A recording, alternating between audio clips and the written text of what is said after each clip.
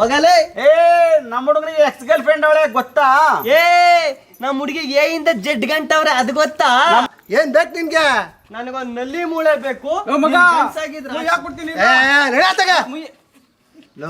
ಒಂದ್ ನಲ್ಲಿ ಮೂಳೆ ಅಂತ ಹುಡುಕಿ ತಡಕೆ ಹಾಕ್ಬಿಟ್ರಲ್ಲ, ಮರ್ಯಾದೆ ಎಲ್ಲ ಕಳೆದು ಬಿಡ್ತಾರಲ್ಲ.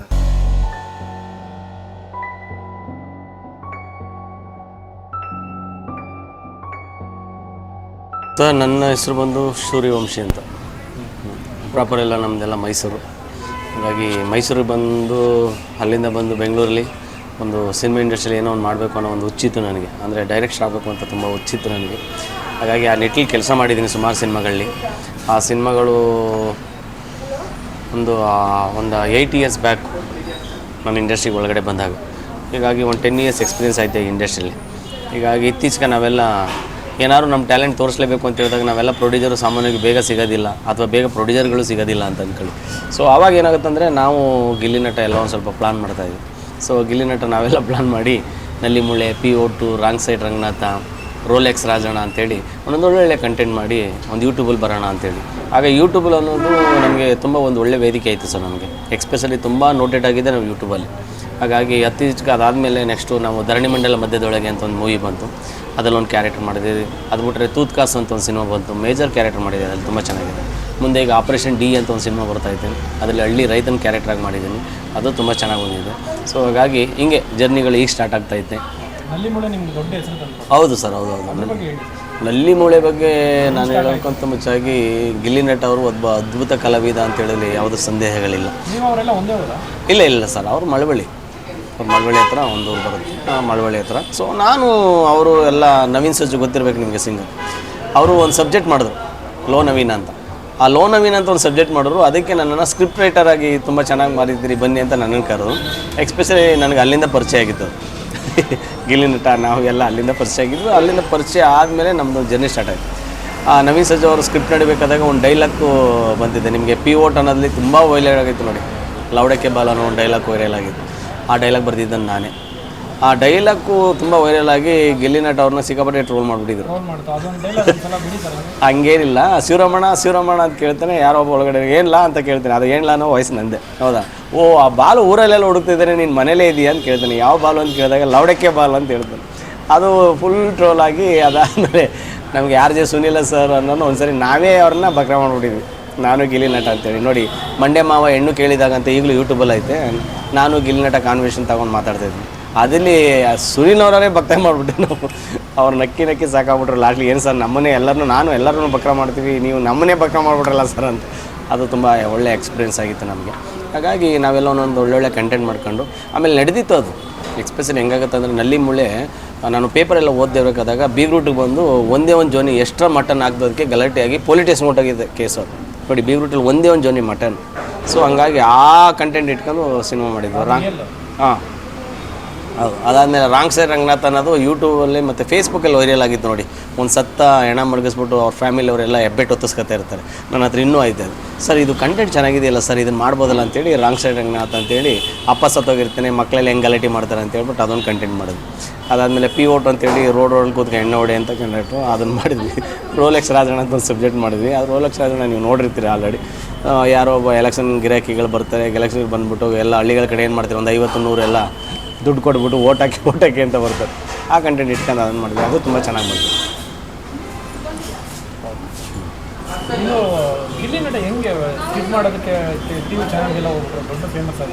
ಇಲ್ಲ ಸರ್, ಅದು ಈಗಲೂ ಮೀಟ್ ಆಗ್ತೀವಿ, ಈಗಲೂ ಮಾತಾಡ್ತೀವಿ, ಈಗಲೂ ನಮ್ಮ ಮನೆಗೆ ಬರ್ತಾರೆ. ನಾವು ಫ್ರೀ ಆಗಿದ್ದಾಗ ಅವ್ರ ಮನೇಲಿ ನೋಡ್ತೀವಿ. ಅದರದ್ದು ನಮಗೂ ಅವ್ರದ್ದು ಏನು ಕಂಪ್ಯಾರಿಸಮ್ ಏನಿಲ್ಲ ಸರ್. ಈಗಲೂ ಅವರು ನನಗೆ ಫೋನ್ ಮಾಡ್ತಾರೆ, ನಾನು ಅವ್ರಿಗೆ ಫೋನ್ ಮಾಡ್ತೀವಿ. ಫ್ರೀ ಆಗಿದ್ದಾಗೆಲ್ಲ ನಾವು ಮನೇಲಿ ಮಾತಾಡ್ತಾ ಇರ್ತೀವಿ, ಬರ್ತಾ ಇರ್ತಾರೆ. ಆಲ್ಮೋಸ್ಟ್ ನನ್ನ ಪ್ರಕಾರ ಇವಾಗಲೂ ಕಮ್ಯುನಿಕೇಷನ್ ಚೆನ್ನಾಗಿದೆ ನಮಗೂ ಅವ್ರಿಗೂ. ನಾನು ಈಗ ಏನೇನೋ ಸ್ವಲ್ಪ ಹೊಸ ಪ್ಲಾನ್ ಎಲ್ಲ ಮಾಡಿದ್ದೀನಿ. ನೆಕ್ಸ್ಟು ಈಗ ನಾನು ಹೇಳಿದ್ನಲ್ಲ, ಹಂಗೆ ಒಳ್ಳೊಳ್ಳೆ ಸಿನಿಮಾಗಳು ಮಾಡ್ಬೇಕನ್ನೋದು ಅಷ್ಟೇ ನನ್ನ ಉದ್ದೇಶ ಸರ್. ಇವಾಗ ಕನ್ನಡ ಇಂಡಸ್ಟ್ರಿಯಲ್ಲಿ ಆಗ್ತಾರೆ ಅಂತ ಬೆಳವಣಿಗೆ, ಒಳ್ಳೆ ಬೆಳವಣಿಗೆ ಸರ್. ಇಲ್ಲ ಸರ್, ನಾನು ಅದೇ ಹೇಳ್ತಿರೋದು, ಅದು ಹುಲಿ ಬಗ್ಗೆ ಇಲ್ಲಿನ ಕೇಳಬಾರ್ದು ನೀವು. ಯಾಕಂತೇಳಿದ್ರೆ ನಾನು ಅದ್ರ ಬಗ್ಗೆ ಮಾತಾಡೋಂಥ ಒಂದು ಶಕ್ತಿ ನನಗೆ ಇನ್ನೂ ಬಂದಿಲ್ಲ. ಹಾಗಾಗಿ ನಾನು ಅದ್ರ ಬಗ್ಗೆ ಏನು ಮಾತಾಡೋದು.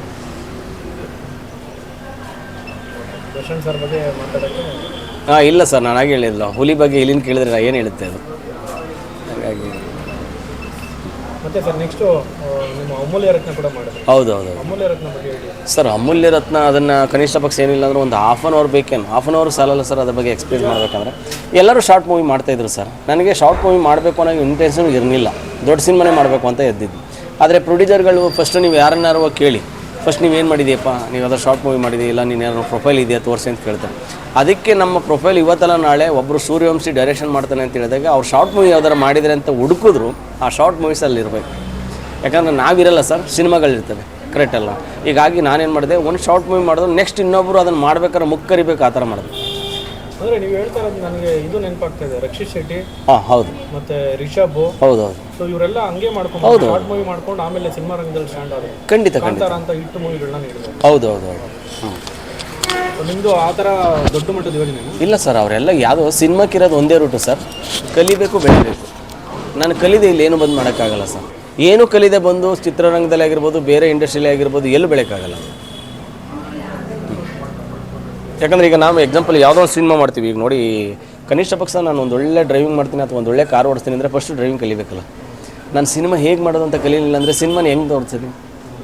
ಆಗ ನಾನು ಸಿನಿಮಾ ಬಗ್ಗೆ ಗೊತ್ತಿಲ್ಲ ಅಥವಾ ಸಿನಿಮಾ ಮಾಡೋದು ಗೊತ್ತಿಲ್ಲ ಅಂತ ಹೇಳಿದ್ರೆ ಪ್ರೊಡ್ಯೂಸರ್ ಆಳ, ಆರ್ಟಿಸ್ಟ್ ಆಳ, ಸಮಯ ಆಳ, ಹಣ ಆಳ ಎಲ್ಲ ಹಾಳಾಗ್ಬಿಡುತ್ತೆ. ಹಾಗಾಗಿ ನಾವು ಕಲ್ತಿಲ್ಲಿ ಬರಬೇಕು.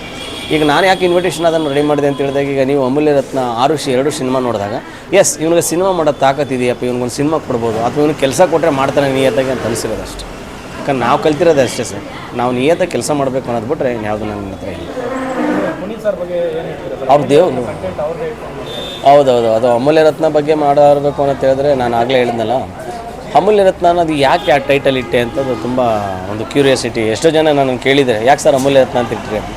ಈಗ ನಾನು ಅವರು ಈಗ ಇಡೀ ಭಾರತಕ್ಕೂ ಗೊತ್ತವ್ರಮ್ಮ ಪುನೀತ್ ಸರ್ ಅಂತ. ಈಗ ನಾನು ಭಾರತ ರತ್ನ ಅಂತ ಒಂದು ಟೈಟಲ್ ಇಡ್ಬೋದಾಗಿತ್ತು, ಇಲ್ಲ ಕರ್ನಾಟಕ ರತ್ನ ಅಂತ ಒಂದು ಸಿನಿಮಾ ಮಾಡ್ಬೋದಾಗಿತ್ತು ಟೈಟಲ್ ಇಟ್ಟು. ನಾನು ಅಮೂಲ್ಯ ರತ್ನ ಅಂತ ಇಟ್ಟಿದ್ದು ಭಾರತಕ್ಕೂ ಸೀಮಿತ ಆಗಿರ್ಬೋದು, ಕರ್ನಾಟಕಕ್ಕೆ ಸೀಮಿತ ಆಗಿರ್ಬೋದು, ಇಡೀ ವರ್ಲ್ಡ್ಗೆ ಸೀಮಿತ ಆಗಿರಬೇಕು ಅವರು. ಅದಕ್ಕೆ ಅಮೂಲ್ಯ ರತ್ನ ಅಂತ ಶಾರ್ಟ್ ಮೂವಿ ಮಾಡಿದ್ದು. ಆದರೆ ಅದು ನಾನು ಶಾರ್ಟ್ ಮೂವಿ ಅಂತ ಇವಾಗ ಹೇಳ್ತಿದ್ದೀನಿ ಅಷ್ಟೇ. ನನ್ನ ಫೀಲು ಅದು ಶಾರ್ಟ್ ಮೂವಿ ಥರ ಅಲ್ಲ. ಬೇಕಾದ್ರೆ ನೀವು ಯಾರು ನೋಡಿ ಯಾರು ನೋಡಲಿ, ಅದು ಸಿನಿಮಾ ಫೀಲ್ಗೆ ಅದನ್ನು ಆ ಥರ ಮಾಡಿ.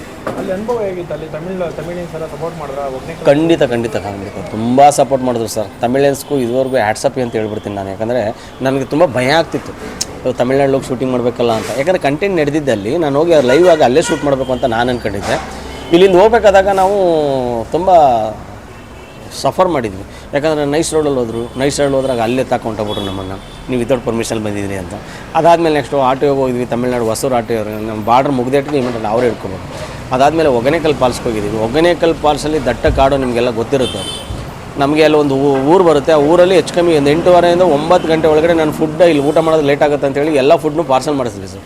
ಪಾರ್ಸಲ್ ಮಾಡಿಸ್ಕೊಂಡು ಒಗನೇಕಲ್ ಪಾರ್ಸಲ್ ಹೋಗ್ತಾಯಿದ್ದೀವಿ. ಬರೀ 2 ಲೇಡೀಸ್ ಇದ್ದಾರೆ, 19 ಜನ ಟೆಕ್ನಿಷಿಯನ್ ಎಲ್ಲ ನಾವೆಲ್ಲ ಸೇರಿ ಒಟ್ಟು 21 ಜನ ಇದ್ದೀವಿ ಸರ್ ಶಾರ್ಟ್ ಮೂವೀಸ್ಗೆ. 21 ಜನ ಟೋಟಲ್ ಟೀಮ್ ಇದ್ದಿದ್ದು. 21 ಜನ ಒಗನೇಕಲ್ ಫಾಲ್ಸ್ ರೀಚ್ ಆಗೋಷ್ಟರಲ್ಲಿ 11 ಗಂಟೆ ರಾತ್ರಿ. ನಮಗೆ ಫುಲ್ ಭಯ, ಕಾಡು ಪ್ರಾಣಿಗಳು ಯಾವುದಿದೆಯೋ, ಏನು ಕತ್ತೆ, ಏನು ಮಾಡೋದು ಅಂತ. ಯಾಕಂದರೆ ಅವರೆಲ್ಲ ತಮಿಳ್ನವ್ರು ಹೇಳಿದ್ರು, ನಿಮಗೆ ತಲೆ ಕೆಟ್ಟಿದ್ದು ಇಷ್ಟೊಂದಾಗ ಹೆಂಗೆ ಜರ್ನಿ ಮಾಡ್ತಾಯಿದ್ದೀರಿ ನೀವು ಅಂತ. ಯಾಕಂದರೆ ಹುಡುಗಿರು ಬೇರೆ ಪಾಪ ಜೀಪಲ್ಲಿ ಕೂತ್ಕೊಬಿಟ್ಟಿದ್ರೆ ಭಾಳ ಖುಷಿಯಾಗಿ, ಏನಾರು ಆನೆಗೇನೆ ಬಂದು ಸೊಂಡ್ಲ ಕಿತ್ಕೊಂಡೋಗ್ಬಿಟ್ರೆ ಹೇಳಿ ಇದೆಲ್ಲ ಅವ್ರಿಗೆ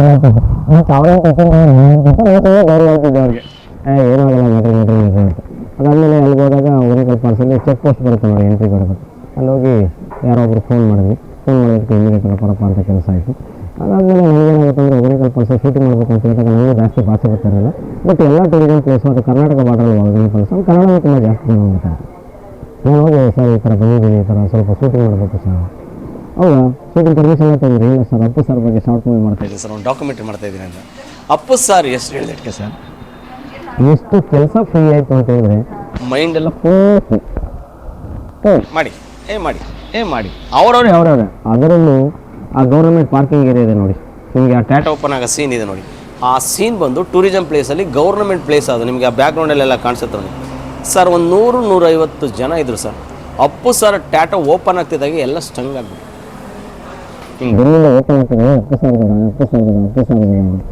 ಹೆಂಗಾಗ್ಬಿಟ್ರು ಅಂತ ಹೇಳಿದ್ರೆ ನಿಜವಾಗ್ಲೂ ಈ KGF ಪಿಕ್ಚರ್ ಎಲ್ಲರೂ ಸೆಲ್ಫಿ ತಗೊಳ್ಳೋರು, ಎಲ್ಲರೂ ಕೇಳೋರು. ಆಮೇಲೆ ನಮಗೆ ಮಜ್ಜಿಗೆ ಕೊಟ್ಟವ್ರು ಎಷ್ಟು ಜನ ಫ್ರೀಯಾಗಿ, ರಾಗಿ ಅಂಬ್ಲಿ ಕೊಟ್ಟರು. ಹೋಟ್ಲಿಗೆ ಹೋಗಿದ್ದೀವಿ, ಊಟ 50% ಡಿಸ್ಕೌಂಟು. ಲಾಡ್ಜ್ಗೆ ಹೋಗಿದ್ದೀವಿ 50% ಡಿಸ್ಕೌಂಟು. ಅವರೆಲ್ಲ ನಾವೆಲ್ಲ ಅದೆಲ್ಲ ಶೂಟಿಂಗ್ ಎಲ್ಲ ಮುಗಿಸ್ಕೊಂಡು ಹೊರಗಡೆ ಬರಬೇಕಾದಾಗ ಸರ್ ನಮಗಿಂತ ಹೆಚ್ಚಿನ ಫೀಲ್ ಅವ್ರಿಗಾಗಿತ್ತು ಒಗನೇಕಲ್ ಫಾಲ್ಸಲ್ಲಿ. ಸೊ ಅಷ್ಟು ಒಂದು ಹೇಳೋಕ್ಕಾಗಲ್ಲ, ಅದೊಂದು ಎಕ್ಸ್ಪೀರಿಯೆನ್ಸ್ ಮರೆಯೋಕ್ಕೂ ಆಗೋದಂಥದ್ದು. ಯಾಕಂದರೆ ನೀವು ನಂಬ್ತಿರೋ ಬಿಡ್ತಿರೋ ಹೊಗೆನಕಲ್ ಫಾಲ್ಸಲ್ಲಿ ಹೋಗಿ ಶೂಟಿಂಗ್ ಮಾಡೋದು ಅಷ್ಟೊಂದು ಈಜಿ ಅಲ್ಲ ಸರ್. ನಾನು ವಿತೌಟ್ ರೋಪ್ ಎತ್ಕೋಗಿದ್ದೀನಿ, ಅವ್ರನ್ನೆಲ್ಲ ನೀರುಗಿಳಿಸಿದ್ದೀನಿ. ಯಾಕಂದರೆ ಆ ಡ್ರೋನ್ ಆರಿಸ್ಬೇಕಾಯ್ತು ಅಂತ ಹೇಳಿದ್ರೆ, ಯಾಕಂದರೆ ಅದೆಲ್ಲ ಆಲ್ಮೋಸ್ಟು ಫಾರೆಸ್ಟ್ ಡಿಪಾರ್ಟ್ಮೆಂಟಲ್ಲಿ ಡ್ರೋನೆಲ್ಲ ಆರ್ಸೋಕ್ಕಾಗಲ್ಲ.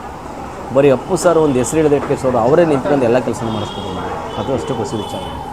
ಹಾಗಾಗಿ ಅಮೂಲ್ಯ ರತ್ನ ಅಂತ ಒಂದು ಶಾರ್ಟ್ ಮೂವಿನ ನಾನು ಮಾಡಿದ್ದೀನಿ ಅನ್ನೋದಕ್ಕಿಂತ ಹೆಚ್ಚಾಗಿ ಬಿಗ್ ಮೂವಿನ ಮಾಡಿರೋಂಥ ಒಂದು ಕಾನ್ಫಿಡೆಂಟ್ ಇದೆ. ಮತ್ತು ನಾನು ಹೇಳ್ದಂಗೆ ಅಪ್ಪು ಸರ್ ಅಭಿಮಾನಿಗಳು ಖಂಡಿತ ಅದನ್ನು ನೋಡೋರಂತು.